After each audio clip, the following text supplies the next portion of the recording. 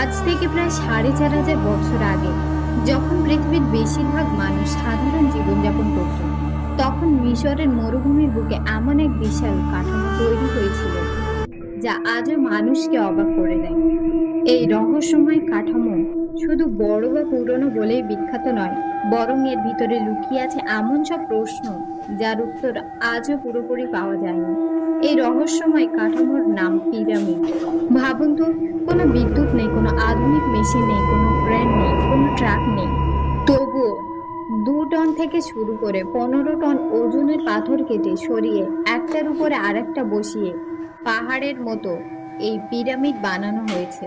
শুধু তাই নয়, এই পিরামিডের চারিদিক এমন নিখুঁতভাবে উত্তর দক্ষিণ পূর্ব পশ্চিমের সঙ্গে মেলানো, যেন আধুনিক কম্পাস বা লেজার দিয়ে মাপা হয়েছে। আজকের যুগেও এমন নিখুঁত কাজ করা সহজ নয়। এখন প্রশ্ন হলো, এত বছর আগে মানুষ এটা কিভাবে করলো? পিরামিড অবস্থিত মিশরের গিজা নামের একটি জায়গায়, যা কায়রো শহরের খুবই কাছে।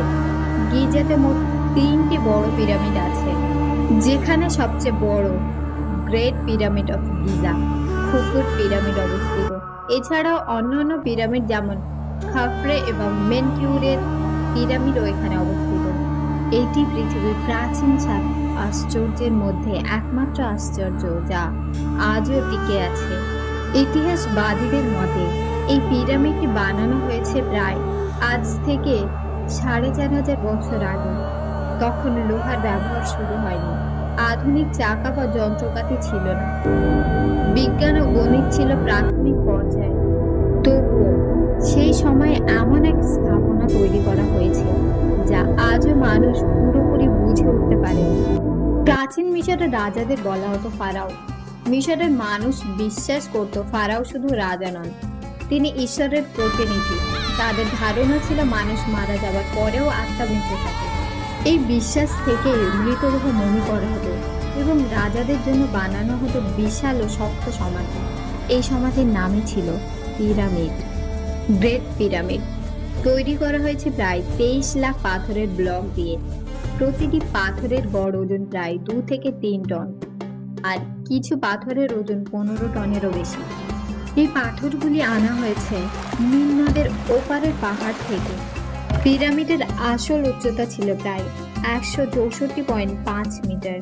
এত ভারী পাথর কেটে আনা, নদী পার করা এবং উপরে তোলা, এই কাজটাই আজ সবচেয়ে বড় রহস্য। বিজ্ঞানীরা মনে করে পাথর তোলার জন্য হয়তো মাটির ঢাল বা র্যাম্প ব্যবহার করা হয়েছিল। পাথরগুলি ধীরে ধীরে ওই ঢালের উপরে দিয়ে টেনে উপরে তোলা হতো। কিন্তু সমস্যা হলো, এত বড় র্যাম্প হলে তার কোনো স্পষ্ট চিহ্ন আজও পর্যন্ত পাওয়া যায়নি। তাই এই ধারণা পুরোপুরি প্রমাণিত নয়। অর্থাৎ আমরা এখনো নিশ্চিতভাবে বলতে পারি না ঠিক কিভাবে পিরামিড তৈরি হয়েছিল। আরেকটি আশ্চর্যের বিষয় হলো পিরামিডের মাপজোক। পিরামিডের চারিদিক প্রায় নিখুঁতভাবে পৃথিবীর চারদিকের সঙ্গে মেলানো। ভুলের পরিমাণ এত কম যে আজকের আধুনিক যন্ত্র দিয়েও এমন নিখুঁত কাজ করা কঠিন। শুধু তাই নয়, পিরামিডের মাপার মধ্যে গুরুত্বপূর্ণ গণিতের সংখ্যার মিলও পাওয়া যায়। এখন প্রশ্ন হলো, তারা কি তখন এত উন্নত গণিত জানত?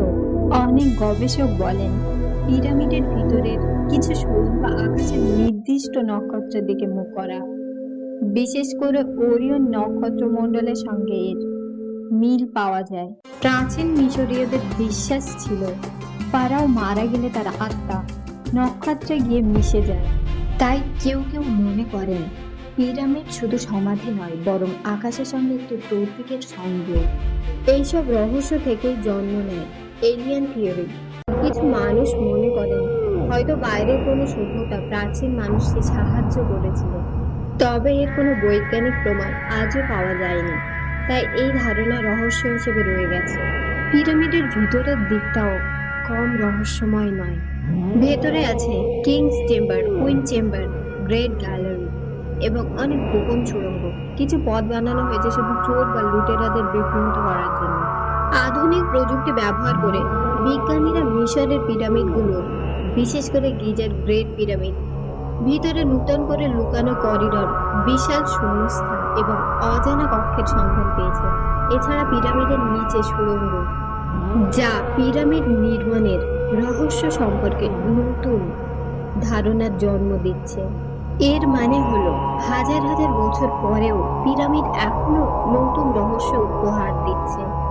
একদিকে বিজ্ঞান বলে পিরামিড মানুষ বানিয়েছে, অন্যদিকে এত নিখুঁত কাজের অনেক প্রশ্নের উত্তর আজও নেই। এই দুয়ের মাঝখানেই দাঁড়িয়ে আছে পিরামিড, একদিকে ইতিহাস, অন্যদিকে রহস্য। পিরামিড শুধু ইট পাথরের তৈরি একটি কাঠামো নয়, এটি আমাদের শেখায় প্রাচীন মানুষকে কখনো ছোট করে দেখা উচিত নয়। হয়তো আমরা এখনো আমাদের পূর্বপুরুষদের জ্ঞান পুরোপুরি বুঝে উঠতে পারিনি। পিরামিড আজও দাঁড়িয়ে আছে ইতিহাসের সাক্ষী হয়ে, আর আমাদের একটাই প্রশ্ন করে, আমরা কি সত্যি সব জানি? যত আধুনিক প্রযুক্তি আসুক, পিরামিড আজও কিছু প্রশ্ন নিজের কাছেই রেখে দেয়। তোমাদের কি মনে হয়, পিরামিড কি শুধু মানুষের তৈরি? এত প্রাচীন যুগে এত নিখুঁত কাজ কিভাবে সম্ভব হলো? পিরামিডের কোন রহস্যটা কথা সবচেয়ে বেশি ভালো? কমেন্টে নিজেদের মতামত জানান।